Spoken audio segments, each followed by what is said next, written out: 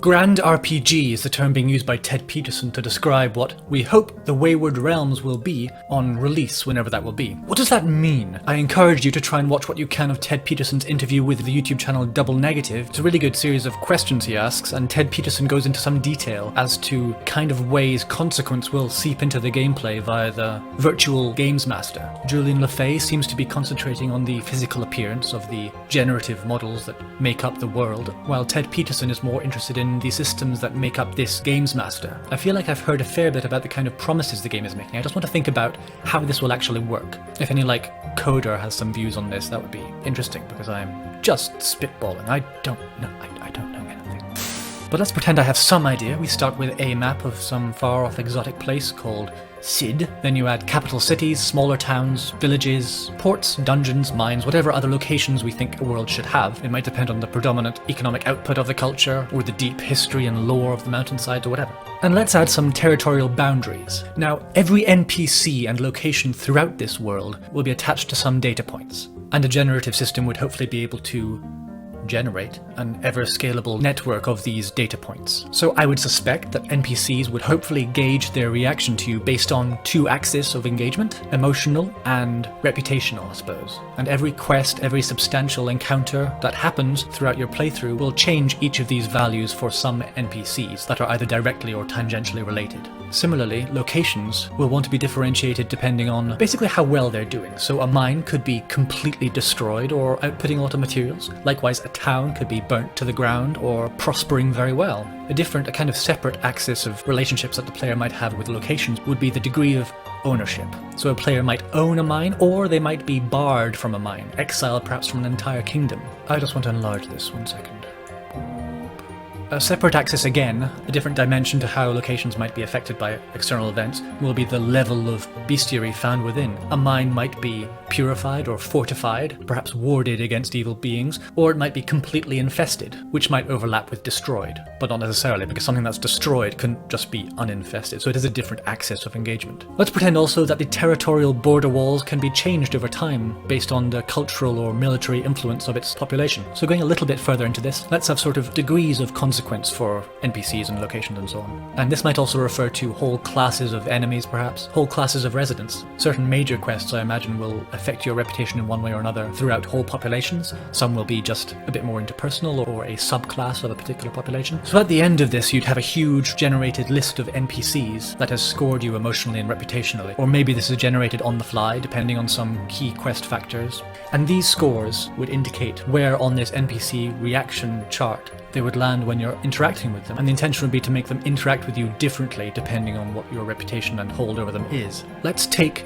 Tim the Inquisitor. Now let's see how he reacts to you if we land here. Greetings, stranger. And here. Hello, friend. And I'll just keep going. Wonderful to see you, champion. Hail, hero of Sid. Again, let's change the character to Timothina the Inquisitor and go here. Greetings, stranger. And just keep going. Oh, it's you. Well, if it isn't our champion. Boo. You're no hero of mine. Back to Tim.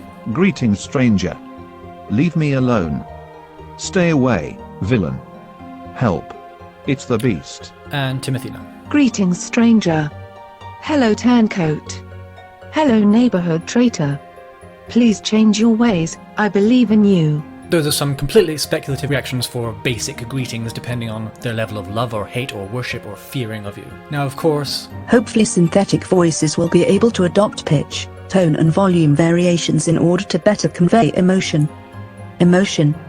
emotion. But all that aside, this network of relationships that NPCs have with the player might dictate what kind of quests they receive, what kind of treatment you get in shops. And of course, the problems with a generative system might be that if you have a city with a few thousand NPCs, you may well get a lot of the same reaction. So the array of data attached to every NPC will have to be quite substantial in the various reactions that you can glean from them. So instead of greetings, stranger, it might be greetings, hello, hi, etc. Different categories of vocabulary that generate synonyms and of course vary tone and things where necessary. I'd love to go into town and be cheered to the high heavens because power fantasies. And I'd like to be booed in the street if I deserve that. Having said that, there might be a separate score for how easy you are to recognize. Maybe people know who you are, but not from appearance. They've just heard of you, so maybe if you say your name, then they're like, oh my god, it's the killer of the Beast of Caer Branach or whatever. If NPCs all have a similar kind of disposition towards you, it might be worth adding another row of numbers to the generative system, which would specify an NPC's confidence. So an NPC might cheer, they might run up to you, they might hide, they might quiver, they might bow, because people do react differently even if the level of love and worship or fear and hatred they feel is the same. So that level of variation could and should probably be added as well. And these kind of scores could extend into combat. If you have good relations with some bandit tribe or whatever, they might not want to fight you, they might stop fighting you sooner. If the confidence scores also play a role in that, they might feel defeated and stop fighting sooner as well. Or if their confidence is 100, they might keep going unto death. In practice, what would happen, hopefully, is if you completed, say, a quest from a noble in a town, and the noble is very satisfied with your performance, maybe you go the extra mile and complete some side objectives and whatever, maybe you get an increased reputation with that noble, with other related nobles, maybe opposing nobles then think you're a bit of an enemy, maybe the population under this noble's immediate control will be more favourable towards you, but of course there'll be some naysayers within any population. It'd be really great to go into town and be both booed and hailed at the same time. And it's not like anyone really has 100% popularity anywhere. And maybe the completion of this quest leads to a subtle power change that later on might change the borders of that territory. For example, if all the mines in this island were infested, and we go to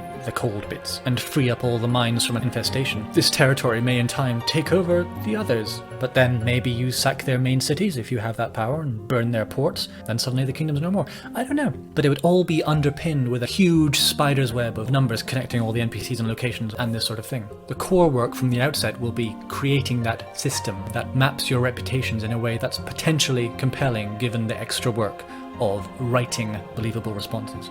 And then, once you have all these consequence and reaction variables networked throughout a kingdom, imagine this is one island of 100.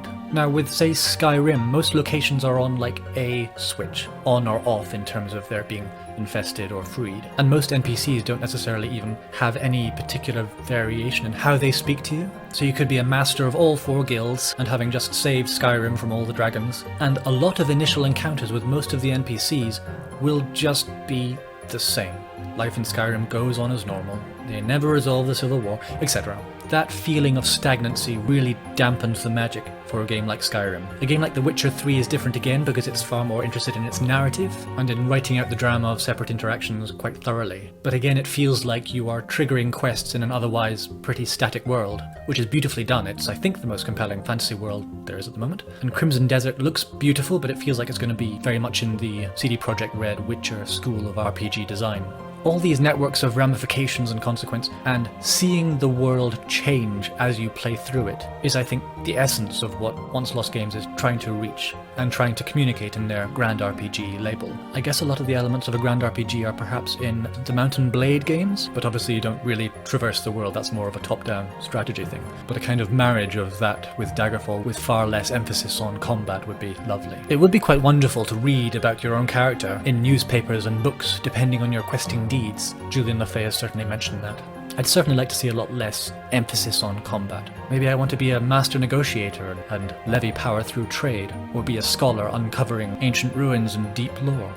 I don't know. Again, if you look at Ted Peterson's interview with Double Negative, you can tell he's very into that kind of idea, which is what makes the game feel kind of exciting. As I say, not a coder, so I don't know how any of this will work. If you have any theories of how generative systems work and what the stumbling blocks might be, I'd be super interested. Let me know in the comments below. Thank you for watching. Smash that like. Smash it into dust. Smash it until it screams, rip its vocal cords. Emotion. Emotion.